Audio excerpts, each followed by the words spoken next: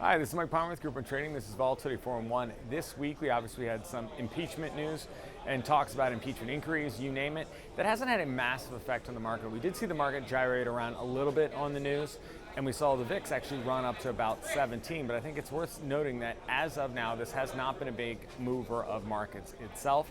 We've seen VIX options volatility rise a little bit. The VVIX, which is really the VIX of the VIX, it's the measure of VIX option volatility, is at about 100 now. That's higher than we had seen a few months ago. That's a little bit elevated from last week. That said, it's not at some screaming high level, trading at about 102 here. And in the VIX itself, we've seen some trading related to this, but not a whole lot. We're not really seeing a lot of movement in the VIX itself. People are not looking at this impeachment as being a market mover as of now. The big trades we saw today, we saw a buyer of the October 14-15 put spread. They bought the 15 puts. They paid a quarter.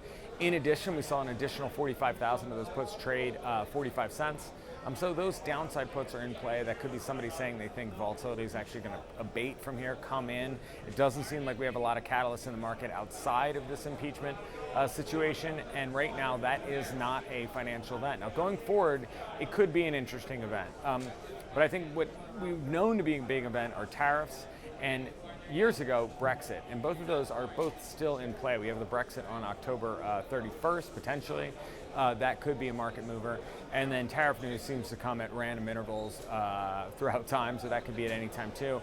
But as of right now, it looks like impeachment is not a big effect to the market. We're seeing the VIX at 17, which is an elevated level, but we are not screaming high volatility related to the recent political news.